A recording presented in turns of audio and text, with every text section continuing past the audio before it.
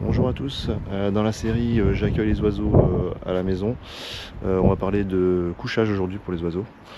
Donc vous verrez qu'on va éviter de copier le modèle américain d'un jardin tondu au cordeau. Voilà. L'idée c'est que déjà pour qu'ils puissent fabriquer leur propre nichoir sans qu'on leur en fournisse, leur propre nid entre guillemets, on va laisser des choses au sol. On va arrêter de tailler tout. On va mettre du foin, ça peut être du foin par exemple pour aller... moi j'en ai ici du foin, ils vont aller s'en servir. On va éviter aussi tout ce qui est plastique, fil plastique. Ça paraît con, mais moi je les ai vus, je les ai observés aller chercher du plastique dans des palettes pour fabriquer leur nid. Donc ça c'est pas ouf. Je vais vous donner un exemple, là je vais bientôt l'enlever sur le terrain. Hop, ça se passe ici. Ce genre de plastique, on évite, on supprime tout ça. Ça sert à rien. Vous achetez du raffia, des choses naturelles, c'est beaucoup plus écolo. Ensuite, pour qu'ils puissent fabriquer leur propre nid, il faut avoir des arbres. Moi sur le terrain il y avait très peu d'arbres, on en a replanté plein et voilà, on observe, si on regarde là-bas, vous allez pouvoir voir dans le pommier un nid qui a été fait. Alors, je ne sais pas quelle espèce a niché. Et vous allez voir ici. Tac. Si vous regardez en haut, on voit vraiment le nid qui a été fait.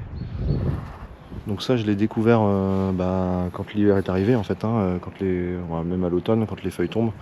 Au début on voit rien du tout, on est là l'été, on se dit et en fait il est super bien caché quoi.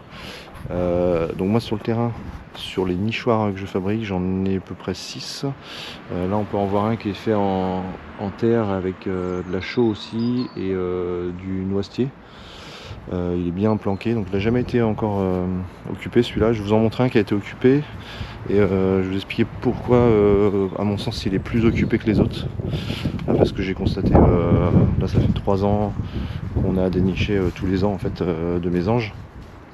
Et en fait il y a une chose importante à retenir, donc c'est là celui-ci par exemple, il a été occupé parce que pour moi il a de quoi percher en fait les oiseaux en face. Donc ça c'est ce que j'ai pu observer. En fait les oiseaux avant de rentrer dans le trou, ils vont toujours se poser en face et regarder est-ce qu'il y a un prédateur, est-ce qu'il y a un danger à proximité. Donc là très important le placement du nichoir. Je vous en montrerai un autre aussi que j'ai placé, on verra cette année. Ça c'est le nichoir de la LPO.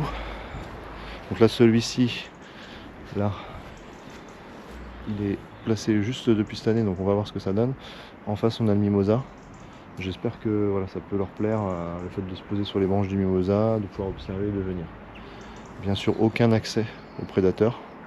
Là vraiment un chat pour qu'il grimpe, faut qu'il soit vraiment en forme. Donc voilà, surveillez ça. Et après je peux vous en montrer un autre aussi que j'avais fabriqué dans un tronc. J'avais creusé, coupé en deux et creusé. Celui-ci j'ai observé qu'il a été visité mais il n'a jamais été utilisé pour nicher.